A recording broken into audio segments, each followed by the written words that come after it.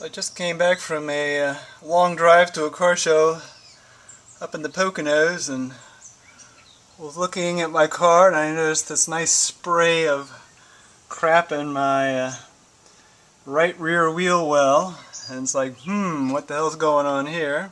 And of course the answer is a nice torn CV boot. Isn't that beautiful? Yeah. So I'm going to try and replace it based on Ferrari chat information. We'll see how this goes. So apparently there's different ways to do this, but I'm going to try a recent post by Mark Aurelius 3 from Utah, who describes a quote-unquote quick and easy way of doing this. We will find out. First thing I have to deal with is, if you look way in the back there, there's a nice little bolt spinning around at the half shaft where it attaches to the transmission. Those are 8mm Allen heads, so I got myself a 8mm socket drive, and I'm going to try and use a windy gun, as some people call my air impact wrench, to get them off. Now I've been soaking them, and I started out with liquid wrench, and then I did some PB blaster, and we will go from there. Okay, I'm looking towards the back of the car from underneath, and what I've done is wrap some aluminum foil around the inner CV boot, and you can just barely see those bolts up top there. And I gave each of them a little shot with a heat gun, well actually from a propane fuel tank, with a little blowtorch on the back. And then I'm going to spray it with, I have a spray can with some freeze stuff that's supposed to shock bolts into letting go. The reason I'm doing all this is everybody keeps talking about what a bitch these bolts are to get out, so we'll see if any of this does any good. Okay, it's CRC Freeze Off Super Penetrant. Who knows if this stuff works or not, but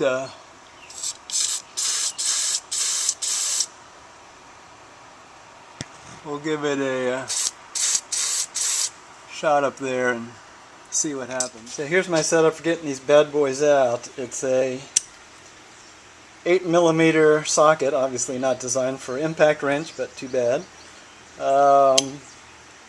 A step down fitting to allow me to hook up to a extension bar. The important thing is this has got the curved side, so it actually, when you snap it in, it gives it a little bit of a universal joint action without being a real universal joint, which would probably explode with the impact wrench. So just hook that up to the impact wrench, and it actually slides in okay. It's probably darn hard to see, but I spin the brake rotor until I get the bolt that I want out at about 10 o'clock or so, and then, I don't know if you can see it, but the socket and all its little extensions are stuffed in there, and basically there's my impact wrench sneaking up under, and it slides right in. Just make sure that your 8mm Allen fitting is all the way in the bolt, otherwise apparently it'll tear up the bolts. So we'll give this one a blast and see how it does here. Okay, loosens up. Cool. So according to his instructions, next thing is to take off the bolt for the upper A-arm and the lower A-arm that go through the hub carrier.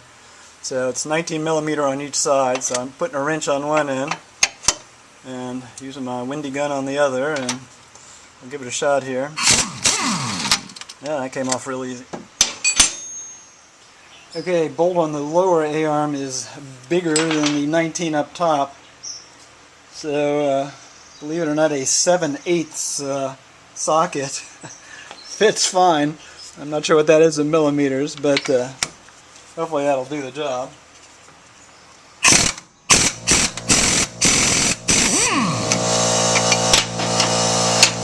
Okay, that one's off.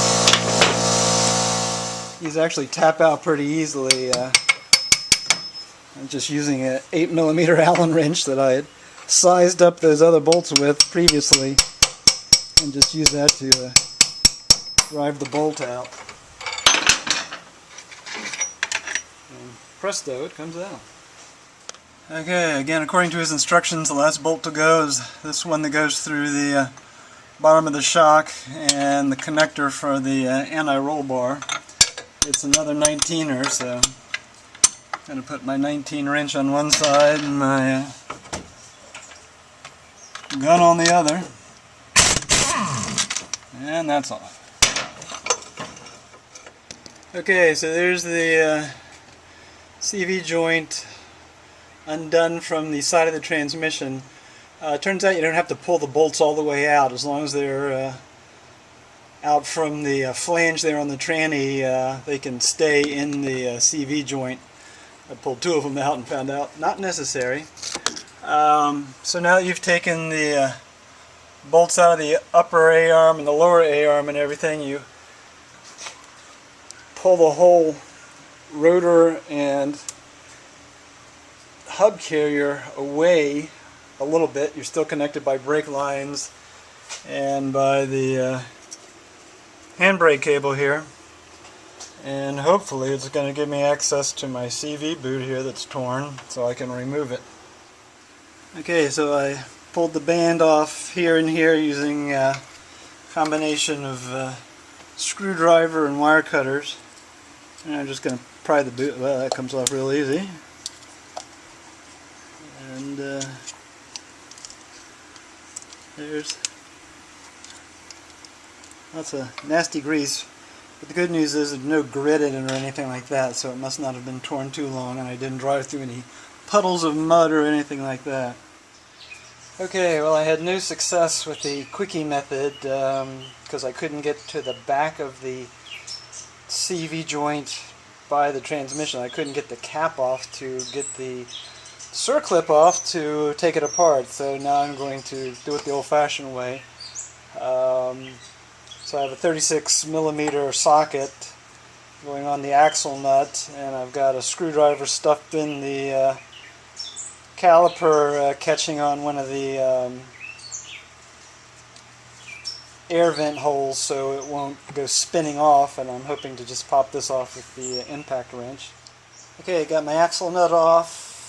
Took the two little pin things that screw in off. Took the caliper off. It's got two 19mm bolts that bolt it to the hub carrier. Now the disc rotor should come off. And there's the mini drum brake for the parking brake. I should point out, when I was doing the removing of the axle bolt, I actually had the hub carrier back in the A-arms with the bolts through, obviously to take the torque.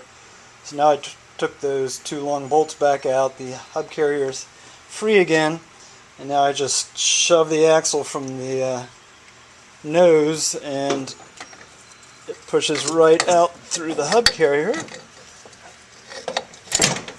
and it's free. Okay, well, it turns out pulling the half shaft out is the thing to do, because I have no idea how you would ever do this without pulling it out. This is the part that attaches to the transmission, and you have to get this cap off to get to the clip that holds this CV joint on the axle, and getting this cap off was an absolute bugger. What I did was try and catch the lower lip here in the edge of the vise, and then I had a hammer used for welding, but you could use a chisel just as a chisel in, and basically went around the edge and hit the back with the hammer. So I kept knocking all around the edge and finally got this cap off. It was stuck on mightily, and once you get that off, then you probably can't see this, but there is a circlip there that you can get with clip pliers.